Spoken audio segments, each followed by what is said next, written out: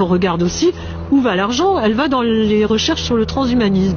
Le transhumanisme, c'est quoi? C'est qu'il y a quelques savants fous, dont un que je vous invite aussi à aller regarder parce qu'il a une tête de malade et qui est absolument incroyable, qui s'appelle Kurzweil, qui vient d'être recruté par Google. Et quand on regarde aussi, Google vient d'acheter dans les 4-5 dernières années tout ce qui concerne la manipulation génétique et le transhumanisme. Et le rêve de ces gens-là, c'est que les humains aient un ordinateur qui télécharge le cerveau et un cerveau qui télécharge l'ordinateur et ils pensent que c'est le progrès de l'humanité. C'est-à-dire que les humains ne soient plus des humains.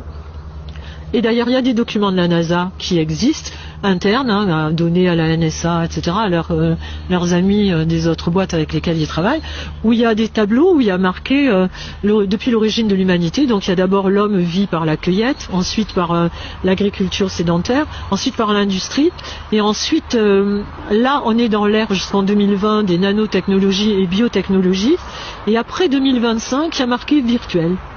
Et dans un autre document, l'humain est marqué post-humain. Voilà. Et donc, dans certains documents, ils nous appellent useless eaters, les mangeurs inutiles. Et dans d'autres documents, ils nous appellent post-humains. Voilà les générations qu'on prépare à nos enfants. Si on se bouge pas, quoi. Si on fait rien, voilà ce qui va se passer. Donc, d'un côté, les gens vont devenir stériles, et de l'autre, ils vont fabriquer les esclaves dont ils ont besoin. C'est-à-dire, il y aura les élites. Ce que disait Brzezinski il y a 30 ans.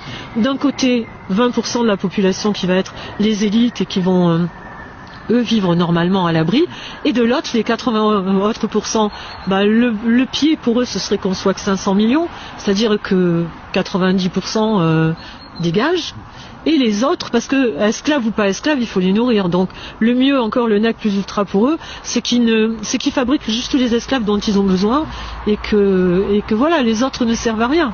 Et ces esclaves-là, la manipulation génétique va faire qu'ils vont fabriquer ceux dont ils ont besoin, à chaque poste dont ils ont besoin.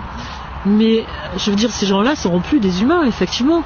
Parce que, quand on va rester branché sur un magnéto ou sur un ordi pendant 18 heures par jour, qu'est-ce que les gens vont avoir comme empathie? D'ailleurs, ils sont très contents, ils le disent comme ça, ils n'auront plus de problème de gens qui sont amoureux et qui déconnent au travail, etc.